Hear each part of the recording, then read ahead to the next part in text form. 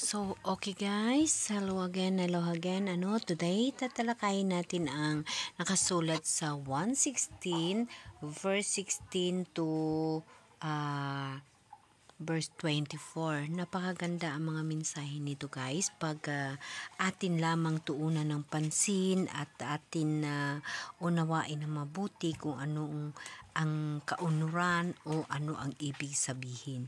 So, babasahin natin guys. So, ito ang nakalagay sa ating dapat pag-aaralan today, or ang atin sinasabi na i-share ko sa inyo yung mga bagay na aking naunawaan at sana makatulong din sa inyo upang palakasin ang inyong panampalataya at magiging maayos ang buhay natin na walang hanggan ang ating relasyon sa mahal na Diyos.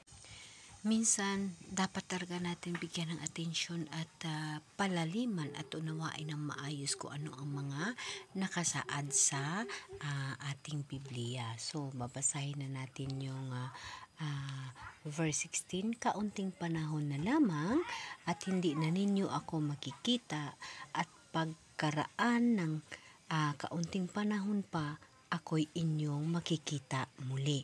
Diba napakagandang sinabi ng ating Panginoon Hesus? Ito ay sinabi niya kasama yung kanyang mga alagad. Ito yung nasa 1:16 verse 16 hanggang sa 24 na nagiging kagalakan ang kalungkutan. Nakalagay dito yung ganung bagay.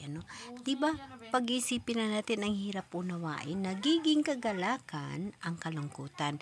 Ngunit pang ang Espiritu ng Diyos na sasayo, guys, napakadali unawain ang bawat nakasulat sa Biblia or ating himay-himayin. Again, uulitin ko guys, kaunting panahon na lamang at hindi na ninyo ako makikita, at pagkaraan ng kaunting panahon pa, ako'y inyong makikita muli. Ito siya ay sinabi ni Jesus sa kanyang mga alagad habang sila ay hinahabilinan ni Lord ng mga dapat na mangyayari at dapat na paghahandaan. So, nung panahon na yun, naguguluhan yung mga katauhan niya kasi nga ang hirap naman intindihin, di ba?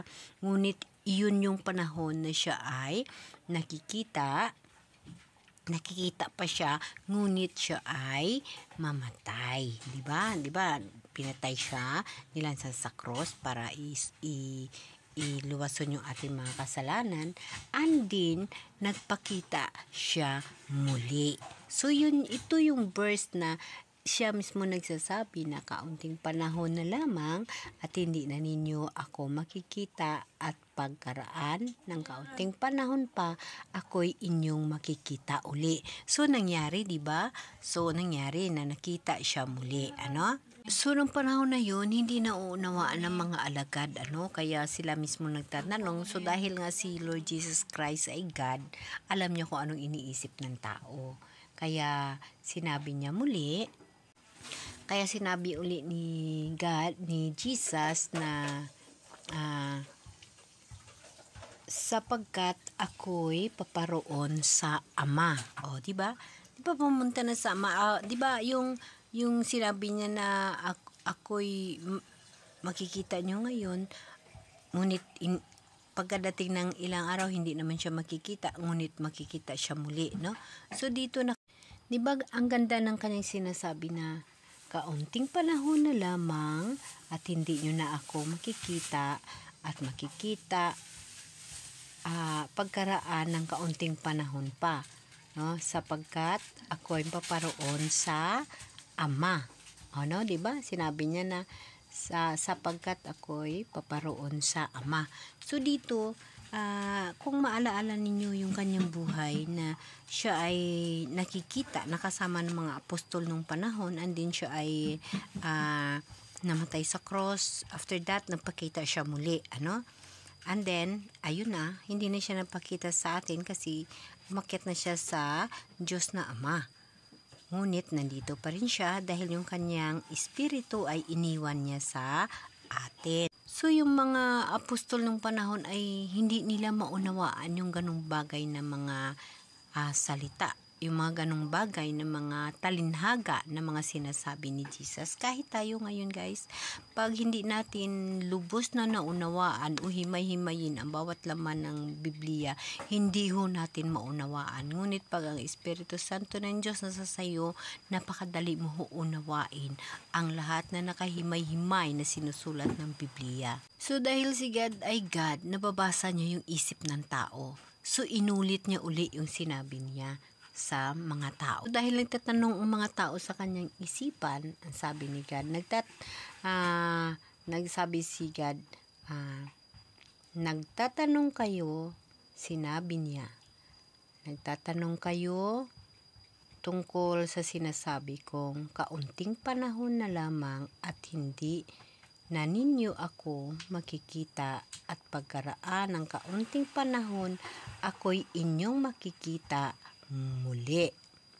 No? So dito inulit niya uli.